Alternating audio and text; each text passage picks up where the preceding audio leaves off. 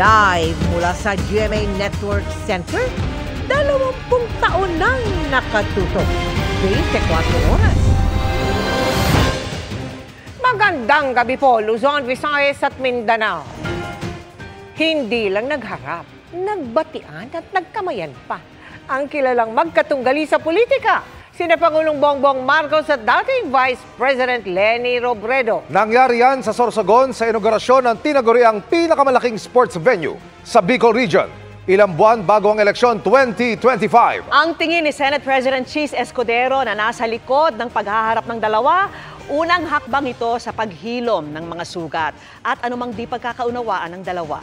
At mula po sa Sorsogon, nakatutok live si Jonathan Andan. Jonathan! Mel, Emil, Vicky, mabilis lang yung pagkikita ni Pangulong Bongbong Marcos at dating Vice President Leni Robredo dito sa Sorsogon City. Pero symbolic raw ito, sabi ng Sorsogonano na si Senate President Cheese Escudero, dahil nangyari yung pagtatagpo dito sa loob ng Sorsogon Sports Arena kung saan daw pinapractice ang sportsmanship. Nagkamayan, nagngitian, nagbatian. Ganyan ang mabilis na muling pagtatagpo ng kilalang magkaribal sa politika na sina Pangulong Bongbong Marcos at dating Vice President Leni Robredo dito sa Sorsogon City. Pambihirang pagkakataong nagkasama muli sa publiko sina Marcos at Robredo na naging mahigpit ang tunggalian sa pagka-Vice Presidente noong eleksyon 2016. Natalo noon ni Robredo si Marcos sa lamang na 263,473 votes. Inapela ito ni Marcos sa Korte Suprema na umuupong Presidential Electoral Tribunal pero hindi siya pinaboran nito. Muling nagharap ang dalawa sa 2022 presidential elections kung saan si Marcos naman ang tumalo kay Robredo na may malaking lamang na boto. Ang resulta, tinanggap naman ni Robredo. Si Senate President Cheese Escudero ang naging dahilan ng pagtatagpo ngayon ni Marcos at Robredo. Inibitahan daw ni Escudero si Robredo na samahan siyang salubungin ng Pangulo sa pagpunta nito sa Bicol para ito sa inauguration ng Sorsogon Sports Arena, ang sinasabi ngayong pinakamalaking sports venue sa Bicol Region na may 12,000 seating capacity. Symbolic yun dahil sa sports arena kami nagkasama-sama, an odd trio, di ba? At siguro magandang pagpulutan ng aral ng mga politiko yung nangyari. Ika nga, sa karera ng politika, alalahanin natin yung pagiging sportsman, yung pagsunod sa rules and regulations, at yung pagtanggap ng maluwag kung sino ang magwawagi, mananalo ng medalya man o sa kasong ito sa halalan. Naroon din sa pagtitipon si dating Senador Bam Aquino, pamangkin ng pinaslang na si dating Senador Ninoy Aquino na nakalaban din sa politika ng mga Marcos. Si Bam ang naging campaign manager ni Robredo noong eleksyon 2022. Naniniwala si Escudero, simula na ito ng paghilom ng anumang mga sugat sa pagitan ni Robredo at Marcos. Tingin ko rito unang hakbang tungo sa paghilom ng kung anumang sugat, anumang hindi pagkakaunawaan, dahil alalahanin ninyo, anumang debate o pagkakaiba namin ng pananaw ay politikal, hindi personal. So mas madaling maghilom yon, mas madaling maayos siguro yon, kaya sa personal.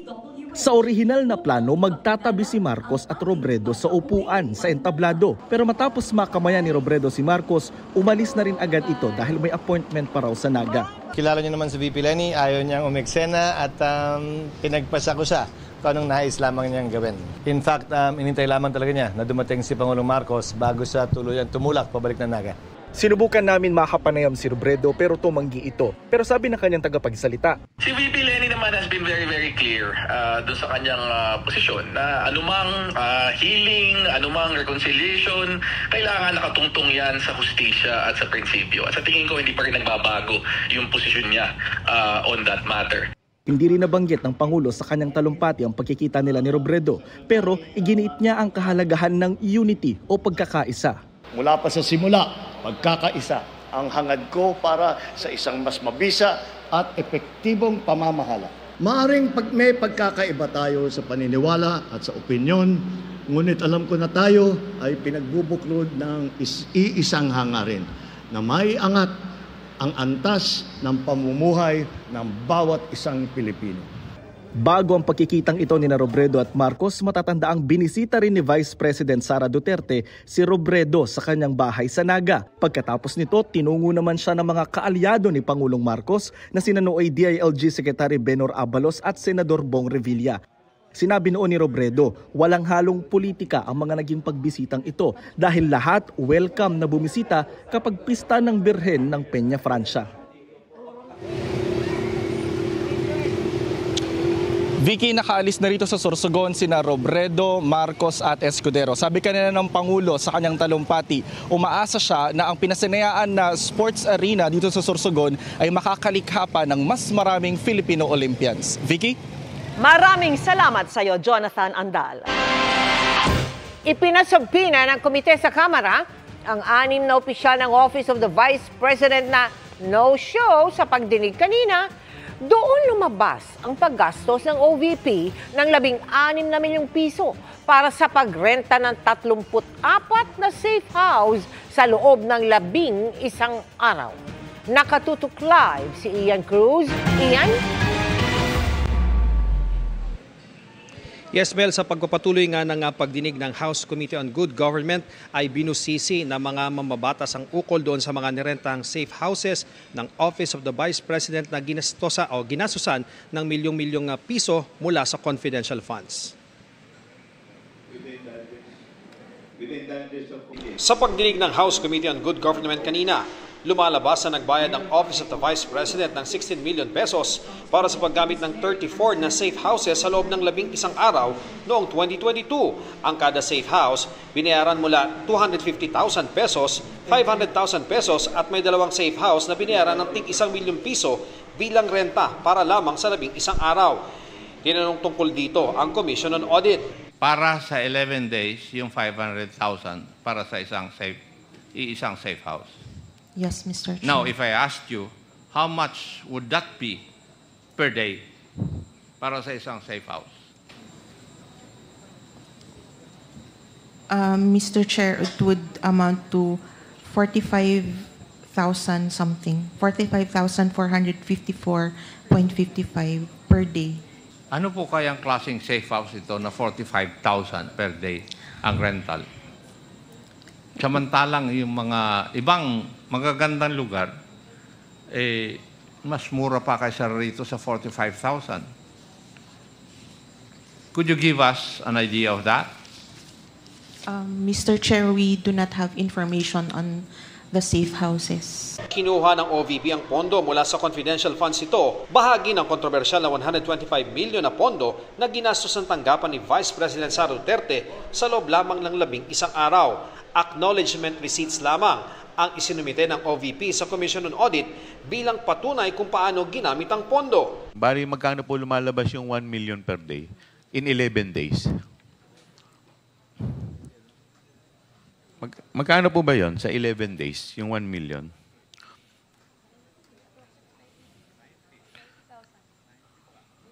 Mr. Chair, 90,000. 90,000 a day? 909. Yes, Mr. Chair. As compared po dun sa luxury resort with complete amenities. Much worse kung 4 days. Yung 1 million. Magkano po lumalabas yun in 4 days? 250, Mr. 250,000 per day.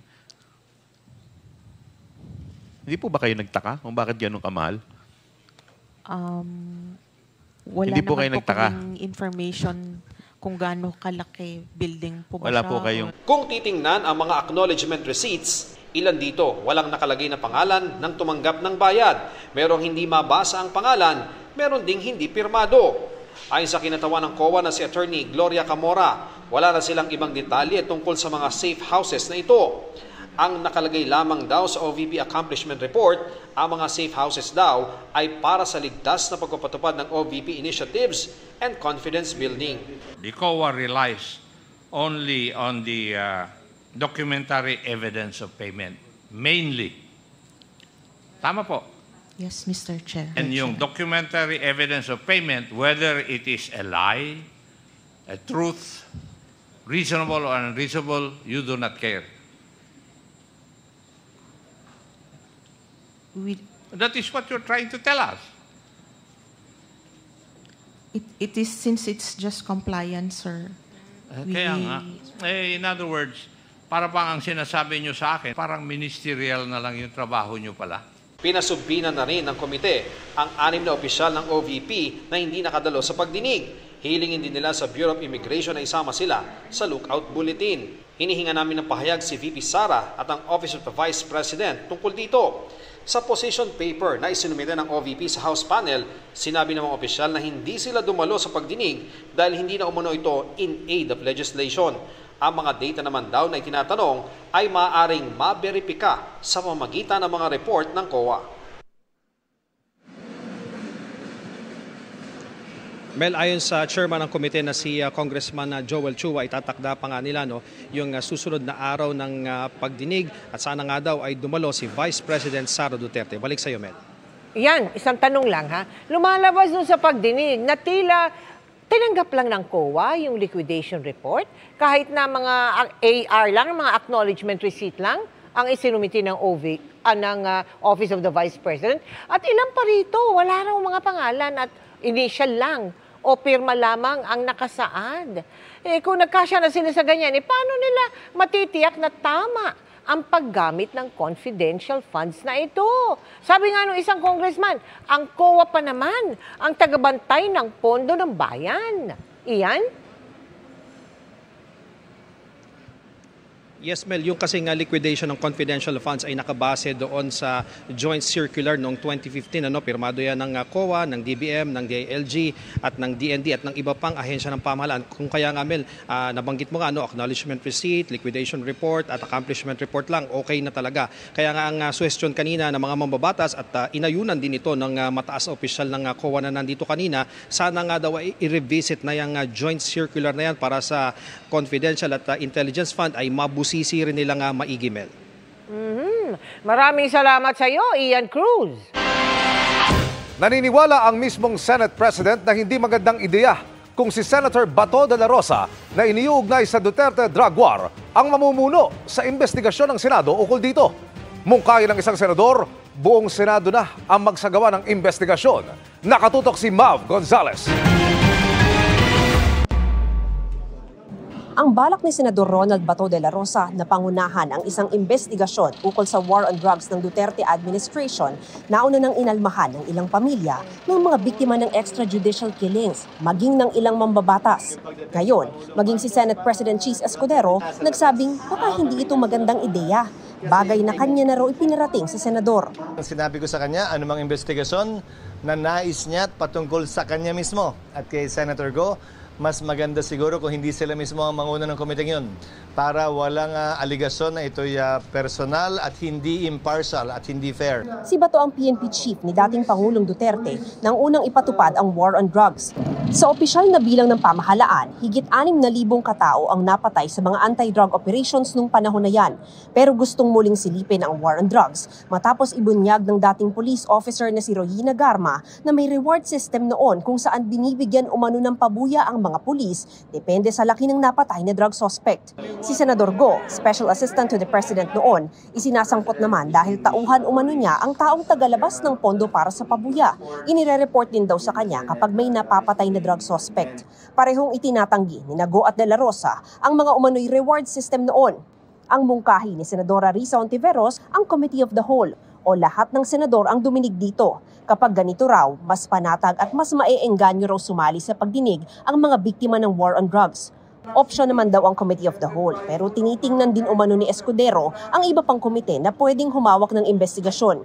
Ayon kay Escudero, ayos naman daw kay De La Rosa nung makausap niya ito sa text message. Maliban sa komite ni Senator Bato, siyempre may karapatan siya at bahagi siya doon sa pagtalakay at discuss ng bagay na yan. Pero isasa formal ko ito sa mga susunod pang araw. Magkikita kami itong weekend pagbalik ko. Kinukunan pa namin ng pahayag si De La Rosa ukol dito. Para sa GMA Integrated News, Mav Gonzalez, nakatutok, 24 oras. Muling binigyan ng pagkakataon ng LTFRB ang mga operator at tsuper na makapagpa-consolidate hanggang November 29. May kasama pa yung ayuda, ha? Pero iba ang hiling ng mga tutol sa programa. Nakatutok si Chino Gaston. Halos 6 na buwan pagkatapos ng deadline sa pagpapakonsolidate sa ilalim ng PUV Modernization Program ng gobyerno, muli itong binuksan ng LTFRB. At 30 ng Abril, lumipas ang deadline pero nakiusap umano ang ilang senador sa LTFRB na pagbigyan ng mga tsuper na hindi nakasama. October 15 hanggang November 29 ang bagong extension period. Pero pwede na lang sumali at hindi na magbuo ng bagong cooperatives ang mga mag-a-apply na PUV operators at drivers. Liban na lang daw sa mga ruta na wala pang nakatayong kooperatiba. Para hindi ho mag-trigger ng disruption, you can only join existing routes. So, hindi ka pwedeng bumuo ng isang kooperatiba na magiging kalaban ng existing cooperative. Ang mga grupo gaya ng Pasang Mazda na pumabor at unang sumali sa consolidation program nangakong tatanggapin ang mga gustong sumali sa kanilang cooperative. Na-realize nila na maganda pala ang programa ng pamahalaan, kanya sumasama sila. Inanunsyo rin ng LTFRB na makakatanggap ng one-time fuel subsidy ang mga mag-a-apply sa nasabing petsa. 10,000 piso yan sa bawat unit ng modern jeepney, 7,000 sa traditional jeep, 6,000 sa mga TNVS, 1,500 sa mga tricycle at 1,000 pesos sa mga food delivery drivers. Malaking bagay na yun, sir. Kasi mahal lang krudo eh. Basta may tulong, okay na. Laking tulong na rin yan. Sa datos ng DOTR, hanggang nitong katapusan ng Abril, nasa 83% ng mga PUV sa bansa ang nagpa-consolidate sa ilalim ng PUV Modernization Program. Pero ang grupong piston na matagal ng tutol sa consolidation, hindi pa rin daw sasali. Hindi rin daw nila nakikitang solusyon ang minsanang subsidy sa pagtaas ng presyo ng produktong petrolyo. Ang kailangan namin ay hindi extension, kundi ang kailangan namin ay payagan kami na makapag-renew ng aming mga prangkisa at makapag-rehistro yung ating mga public transport para tuloy-tuloy na makapag-serbisyo. Para sa GMA Integrated News, Chino Gaston, nakatutok, 24 oras. Good evening mga kapuso! Narito na ang mga buwan-mano kong chika para updated tayo sa showbiz happenings.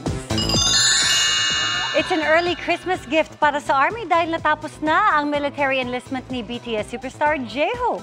After 18 months of duty, all smile si J-Hope sa military base kung saan sinulubong siya ng Army at co-member na si Jin.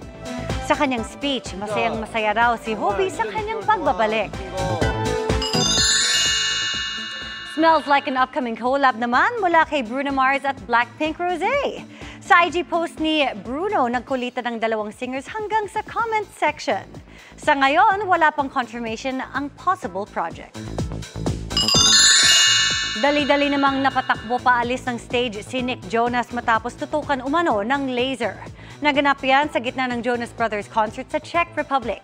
Agad hinanap ng security ang gumamit ng iligal na laser pointer. Nagpatuloy naman ang show matapos ang ilang minuto. Ibinasura ng Pasig Regional Trial Court ang hiling na hospital arrest ni Pastor Apollo Kibuloy na nahaharap sa patong-patong na kaso.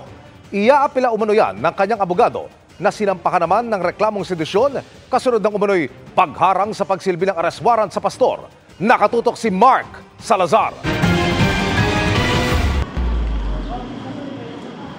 Sa halip na makulong sa PNP Custodial Center sa Camp Crame, naisana ni Kingdom of Jesus Christ founder Pastor Apollo Kibuloy na ma-hospital arrest na lamang para mabantayan ang kanyang kalusugan. Matatandaang nakakulong si Kibuloy dahil sa mga kasong child abuse at human trafficking.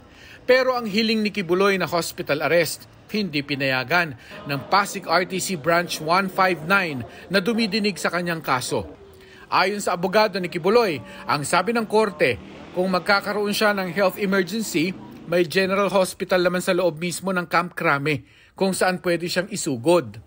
Iaapila raw ng abogado ni Kibuloy ang desisyon. Kung denied lang yung Veterans Memorial at saka yung Davao, hindi naman kami nag-ask ng Davao Hospital. Yung sa amin, Veterans Memorial Hospital or if allowed, Medical City because that has been his hospital for quite a time already. So we will try to file an MR and prove to the court, of course, we will try, that this is the recommendation of his doctors. Tumanggi si Attorney Israelito Torion na idetalye kung may karamdaman ba ang kanyang kliyente. Pero nauna nang sinabi ng PNP na maayos ang kalusugan ng KOJC leader. Base sa daily assessment na isinasagawa ng mga doktor ng PNP General Hospital. Sa pre-trial hearing kanina sa Pasig Court, tinalakay din ang request sa korte ni Senator Risa Ontiveros na padaluhin si Quiboloy sa Senate investigation. Nagsumite ng oposisyon ng kampo ni Quiboloy bago ito desisyonan ng korte sa Martes. We honestly believe that this is no longer in aid of legislation, and besides, the case is already in court. If you are an accused and you would be appearing in the Senate, he will be subjected to so many questions, and the lawyer of the accused would not have the right to conduct redirect examination in order to clarify supposedly the answers of the accused. So that would be grossly unfair. Kanina naman mismong si dating PNP Region 11 Director, Police Brigadier General Nicolas Torre III ang nagtungo sa DOJ para panumpaan ang kanyang reklamong sedition at inciting to sedition laban kay Attorney Torion, KOJC Executive Secretary Eleanor Cardona, dating NTF-ELCAC spokesperson Lorraine Badoy at siyam na iba pa, kabilang ang ilang vloggers. Tungkol ito sa pagharang nila habang sinusubok iserve noong Agosto ang warrant of arrest laban kay Quiboloy at kanyang mga co-accused. Nakita nyo naman, the government is serving a warrant of arrest against 5 fugitives, and they're preventing us from doing so. Initially, ang mga in-allege namin doon, ang kanilang mga ginawa, like calling on the people to rise against the government, to prevent the police from serving the warrant of arrest, and many others. It's just a sidetracking issue, and it will never bother me. I have to concentrate on my job. Sinusubukan ng GMA Integrated News na makuha ang panig ng iba pang idinawit sa reklamo. Para sa GMA Integrated News, Mark Salazar, nakatutok 24 oras. Naaktuhan ng mga otoridad sa Batangas ang tangka umanong pagpuslit ng aabot sa mahigit 70 milyong pisong halaga ng diesel. 10 tripulante ang arestado, kabilang ang 2 Indonesian. Nakatutok si Mari Zumali. Alas 4 na madaling araw nitong Miyerkules nang maaktuhan ang pinagsamang puwersa ng Bureau of Customs, PNP Maritime Group, Batangas Coast Guard at Bureau of Immigration ang tangka umanong pagpuslit ng produktong petrolyo mula sa tanker na MT Cassandra papunta sa 4 na truck lorry. Laman daw ng tanker ang 1.8 million liters ng diesel na aabot sa 95 million pesos ang halaga. Upon accosting the captain, he was not able to present necessary documents like the DOE certificate na kung saan he's authorized to unload yung mga petroleum products. When he docked dito sa Batangas Port, he was not able to present vessel registration ng Marina.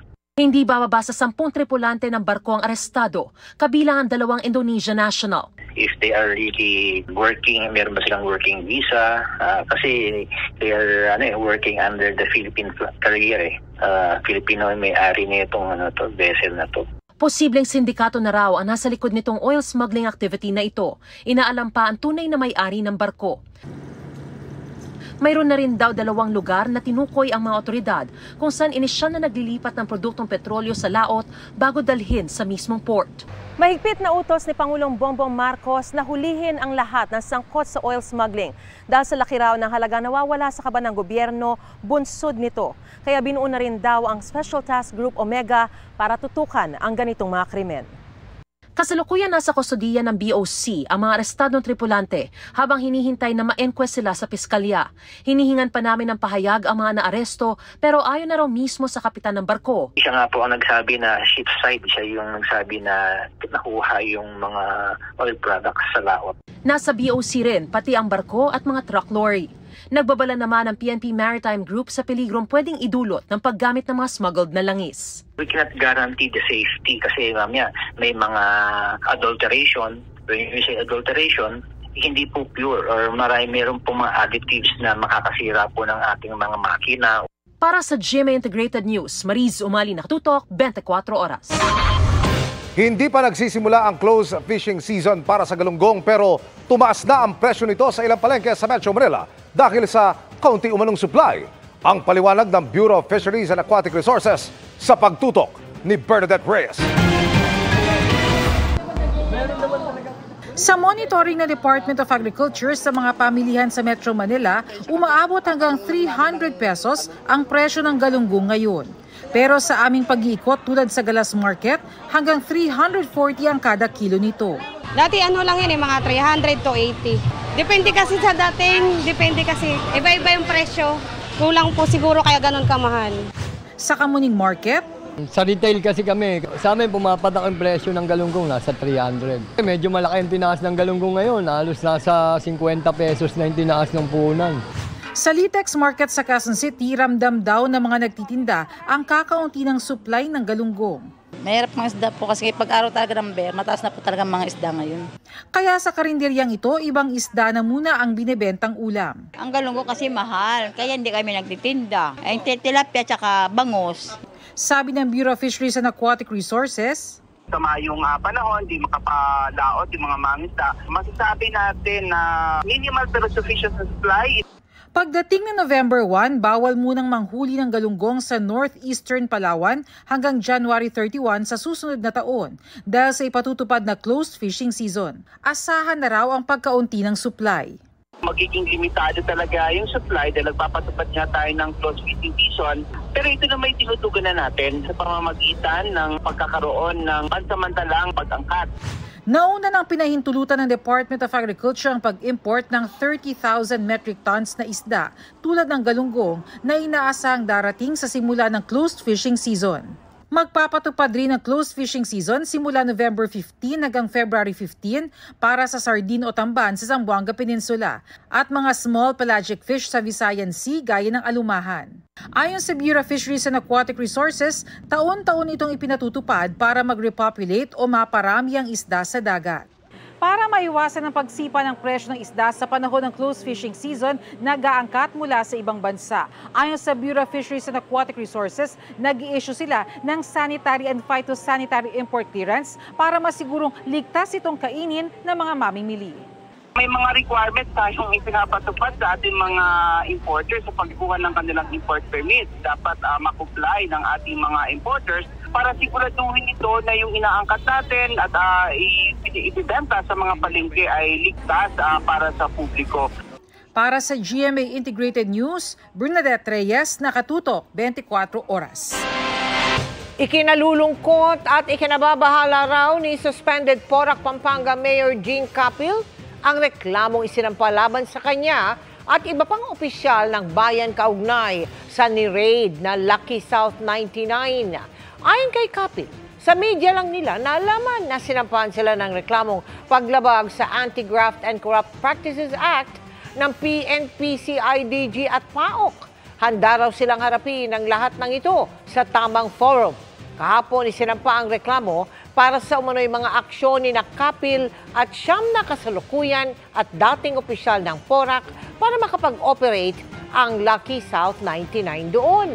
Bago nito, sinuspindi ng Office of the Ombudsman ng 6 na buwan si Capil at ang ibang opisyal ng Porac. Pinagsisikapan po namin kunin ng payag ang ibang inireklamo pero wala pa silang tugon sa ngayon. Mga kapuso, ilang bahagi ng bansa ang inulan at binaha gaya ng naranasan sa Mindanao. Sa kuha po mula sa Himpapawid, kita kung gaano kalawak ang baha sa Pagulungan, Maguindanao del Sur. Kasamang nalubog sa tubig ang mga palayan, ilang kalsada at mga bahay sa 11 barangay roon. Ayon sa lokal na pamahalaan, mahigit 7,000 pamilya ang apektado ng pagbaha. Sabi ng Pag-asa, nakakaranas ng maulang panahon ng Mindanao dahil sa Intertropical Convergence Zone o ITCZ. Yan pa rin ang dominant weather system ngayon, kasabay ng easterlies at localized thunderstorms. Base sa datos ng Metro Weather, umaga bukas may ulan na sa ilang bahagi ng Mindanao gaya ng Sulu Archipelago, Soxargen at Davao Region. Mas malawakan ang pag-ulan sa hapon at kasama na ring uulanin ang Zamboanga Peninsula, Barm, Northern Mindanao at Caraga Region. May heavy to intense rains ulit kaya maging handa pa rin sa banta ng baha o landslide. Posible rin ang ulan sa Luzon at Visayas, kasama ang ilang probinsya sa Northern at Central Luzon, Mindoro Provinces, Palawan, ilang bahagi ng Calabarzon at Bicol Region. Posible rin ang pag-ulan sa halos buong Visayas sa hapon at may heavy rains sa Negros at Panay Island, pati sa Leyte provinces. Sa Metro Manila, may chance rin ng localized thunderstorms lalo po sa hapon. Bumuo ng task force ang COMELEC para silipin ang bigla umanong paglobo ng bilang ng mga botante sa ilang lugar sa bansa. Kabilang sa mga iniimbestigahan ang reklamo tungkol sa umunoy transfer of registration ng mahigit 3,000 botante sa Makati. Nakatutok si Sandra Aguinaldo. Matapos ang pagpaparehistro ng mga botante, may napansin daw ang Commission on Elections o COMELEC na malaking pagtaas ng mga botante sa ilang lugar. Kabilang dito ang Makati City, Nueva Ecija, Batangas at Cagayan de Oro. Iniimbestigahan ito ng COMELEC lalo't sa ilang lugar daw malaki ang itinaas ng bilang ng mga botante. Para namang nagkaroon ng nagkaroon ng ginto ng napakadami diyan sa lugar at dumami bigla ang mga botante, 20%, 30%. Even as high as 40%. We really condemn this practices. This really medyo napaka-unfortunate ng ganyang klaseng irregularities. Lumikha na ng task force ang COMELEC para rito. Isa raw sa tinitingnan ng task force ang posibleng pag-abuso sa paggamit ng barangay certificate imbis na government-issued ID sa pagpaparehistro. Napakadami po sa buong Pilipinas na bigla na lamang dumadami ang mga botante. Naglilipat, mass migration nga eh. Lumilipat at unfortunately, ang ginagamit sa paglipat, ginagamit bilang bagong botante, hindi government-issued ID, kung hindi barangay certification. Na, sabi po ng Korte Suprema ay dapat payagan kung wala pong government-issued ID. Isa sa iniimbestigahan ng task force ang reklamo ng Partidong United Nationalist Alliance o UNA na merong mahigit 3,000 botante na humilig na malipat ang kanilang registration sa 2nd District ng Makati City. Nagsampa na ng oposisyon ang UNA sa hiling na transfer of registration. Ang UNA ay partidong kinabibilangan ni Senadora Nancy Binay na tatakbong mayor ng Makati. Makakalaban niya sa pagka-mayor ang kanyang bayaw na si 2nd District Representative Luis Campos, asawa ni Mayor Abby Binay.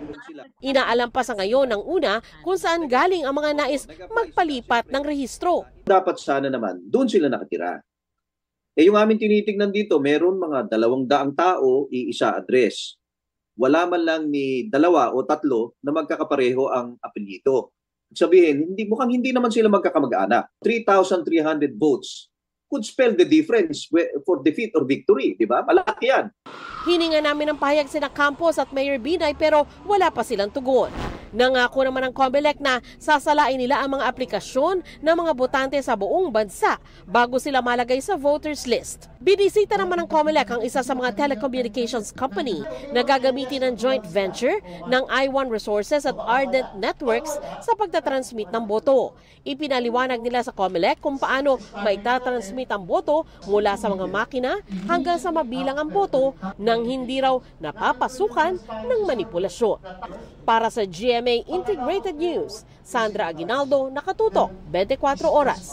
Nagluluksa ang music industry at directioners all around the globe sa pagpanaw ni One Direction member Liam Payne. May report si Aubrey Carampel. Morning everybody. Ito ang huling video na in-upload sa Snapchat ng British singer at One Direction member na si Liam Payne. Kuha ito sa Argentina pero walang binanggit ang singer kung kailan ito kinunan. In-upload niya ito ilang oras bago lumabas ang balita ng pagpanaw ni Liam. Ayon sa mga pulis at emergency responders, nahulog si Payne mula sa balkonahe ng kanyang third-floor hotel room sa Buenos Aires, Argentina. Bago nito, nireport ng hotel na may hindi tinukoy na lalaking agresibo na maaaring nasa influence nila ng drugs o alcohol. Pagdating ng mga otoridad, iniulat ng hotel manager na may lalaking nahulog mula sa balkonahe at natagpo ang patay si Liam sa patio ng hotel. Ayon sa pulisya, nagtamo si Liam ng serious injuries at hindi na siya na-resuscitate at na-revive. Ayon sa Buenos Aires Security Ministry, hindi pa malinaw kung aksidente ang pagkakahulog. Nagtipon at nagsagawa ang fans ng vigil sa labas ng hotel kung saan natagpuang wala ng buhay si Liam, edad 31. Na-discover si Liam sa British reality singing competition na X Factor noong 2010, kung saan nabuo ang grupong One Direction, kasama sina Harry Styles, Zayn Malik, Niall Horan at Louis Tomlinson, ang isa sa mga itinuturing na successful boy band worldwide. Kabilang sa mga sikat na kanta ng One Direction ang What Makes You Beautiful, Story of My Life at Best Song Ever. Nang mag-hiatus ang grupo, nagsimula ang solo career ni Liam at kabilang sa mga inilabas niyang kanta ang Strip That Down at Teardrops. Ilang araw bago nasawi, nanood si Liam ng concert ni Niall sa Argentina kasama ang girlfriend. Pero happy raw si Liam na napanood niya ng live si Niall at nag-post pa siya sa Snapchat ng selfie ng kanilang reunion. Good luck, Mr. Horan. Have a beautiful time out there. I'm very proud of you. Sa isang pahayag, sinabi ng X Factor na nag-iwan si Liam ng lasting legacy sa music industry at fans sa buong mundo. Nakiramay din ang celebrity sa pagpanaw ni Liam, kabilang si American singer-songwriter Charlie Puth na in shock daw sa balitang pagpanaw ng kaibigan na naging mabait daw sa kanya. Sa takbo ng karera ni Liam, mula nang maging miyembro ng One Direction, maging habang ine-enjoy ang solo career, naging open si Liam sa kanyang struggles sa mental health at alcohol para raw makakope sa pressures of fame. Fame can mean a few things, and like I often think that people hold like a certain the word light to celebrity. Noong nakaraang taon, nag-post si Liam ng video kung saan sinabi niyang hindi na siya umiinom ng alak at nagpasalamat sa mga taga-suporta. So I'm kind of back here today to show that I do think differently now, and I'll see you soon. Naulila ni Liam ang anak nila ng singer na si Cheryl Cole na naging judge sa sinalihan niyang reality competition. Aubrey Carampel, Nakatutok, 24 Oras. Umabot na sa 500 Pilipino ang ligtas na nakabalik sa Pilipinas matapos maipit sa gulo sa Lebanon. Mula po sa NAIA, Nakatutok Live, si Rafi Tima. Rafi. Emil, pasado alas 5 ngayong hapon lumapag ang Kuwaiti Airlines lula ng 47 Pilipino na mula sa Lebanon. Nasa maayos naman daw na kalagayan ng mga repatriates na ang ilan ay galing sa Southern Lebanon na siyang target ngayon ng pag-atake ng Israel.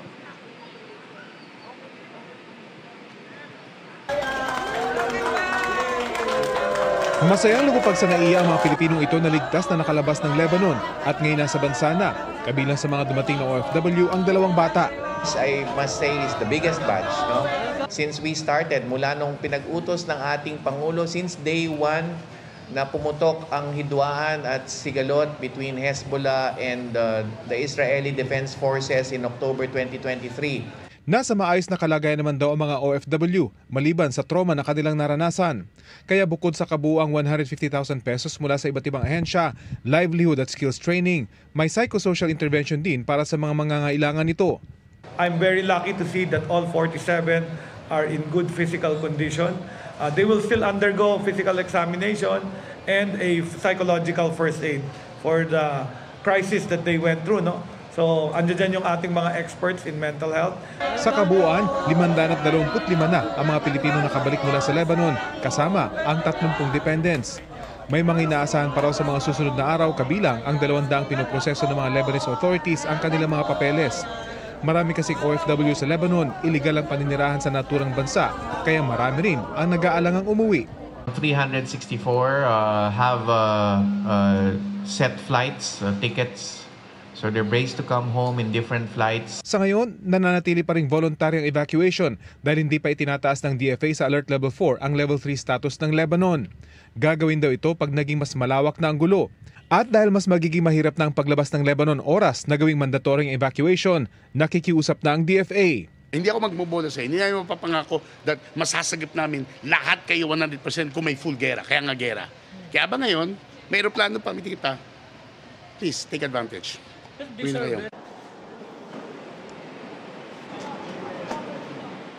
Ayon sa isang OFW na pumayag makausap ng media, bagamat marami na siyang naranasang gulo sa Lebanon, pinakamatindi raw itong nangyayari ngayon dahil malapit na ang bombahan sa kanilang tinitirahan, kaya nagdesisyon na siyang umuwi.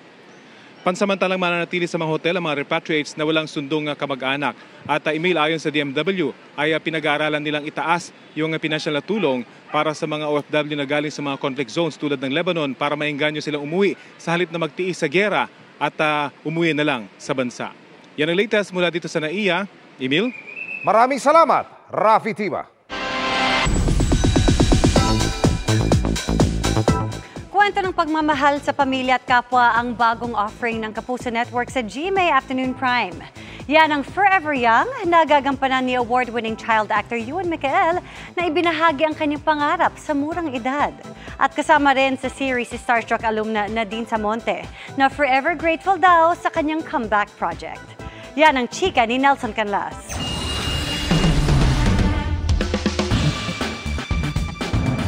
Matapos ang halos isang dekada ng pagpapahinga sa showbiz, nagbabalik si Starstruck Batch 1 Avenger Nadine Samonte.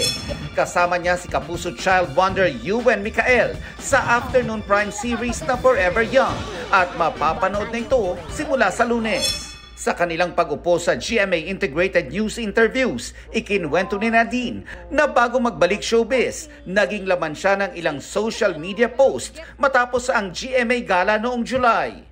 Matapos daw ang isang system glitch, nawala ang pangalan niya sa listahan. Naibaon na raw ito ni Nadine dahil maayos naman ang kinahinatnan ng mga bagay. Nag-reach out kay Nadine ang Sparkle GMA Artist Center para din tiyakin na hindi maulit ang insidente. Hindi ka naman nagtampo or anything after that? Actually, no. Kasi in the first place, they invited me. So, wala sa akin talaga. Sa akin, kausap ko yung mom ko, sabi ng mom ko, just let it be. Maging positive ka pa rin tao. I'm so happy kasi kung hindi din dahil doon, sa news na yon, hindi rin naman magiging maingay yung pangalan ko eh. Diba? So parang, okay, naisip ko rin, kaya sabi ko, there's always a reason for everything talaga. And I'm very happy with my Sparkle family. I'm so happy with them. And also with GMA. Nagkaroon ba siya ng regrets nang pansamantalang iwan ang kanyang first love na acting? Sana I did more. But, there's always a but. But, I'm very proud of where you are now. Siyempre may mga regrets na sana ganyan, sana ganyan. Pero kasi pag nangyari yun, hindi magiging ganito ngayon. Bibong-bibo naman si Ewan sa interview. At 11 years old, buo ang pangarap niya. Pangarap po talaga maging artista? International artist po. Sino pangarap mo makatrabaho? Jackie Chan. Bakit? Tsaka si Tarak. Galing-galing ng mga stunts niya. Wala siyang double. Sabi mo gusto mong pumunta ng ibang bansa. Anong bansa gusto mong puntahan? Una, Japan. Japan? Bakit Japan? Eh, sabi nila, isa daw yun sa pinakamagandang lugar sa buong mundo. At madaming futuristic stuff. Meron nga daw banyo na see-through, tapos kapag nilak mo, naging ano lang siya, yung kulay ng pader. Ikinwento rin ng dalawa ang mga nagbibigay saya sa kanila. Pamilya para kay Nadine at latest gadgets para kay Ewan. Pag magkakasama kami and we just go out, like go sa malls or we go out of the country to Sana to all. Enjoy. Sana all. Halika na, ampunin na lang kita. Halika na. So po itry eh. Kasi ano po kasi, isa itong fact. Kapag po paulit-ulit po ang parang ginagawa natin, parang nagiging faster. Para sa atin parang andali lang ng buhay. Kaya kapag may ginawa po tayong bago, para po sa atin parang Brings excitement to your life, no? Yes po, yes. Paano mo naiisip yan? Research lang po yan. Pag iniisip mo yung sarili mo na 25 years old ka na, may message ka ba doon sa 25-year-old self mo? Sana, bro, o ikaw na future ko, wag kang magiging masama ugali. Sana yumaman ka. Nelson Canlas, updated sa Showbiz Happenings. At yan ang mga balita ngayong Huwebes. Mga kapuso, 69 days na lang, Pasko na. Ako po si Mel Tiangco. Ako po si Vicky Morales para sa mas malaking misyon. Para sa mas malawak na paglilingkod sa bayan, ako po si Emil Sumangil. Mula sa GMA Integrated News, ang News Authority ng Pilipino, nakatuto kami 24 oras.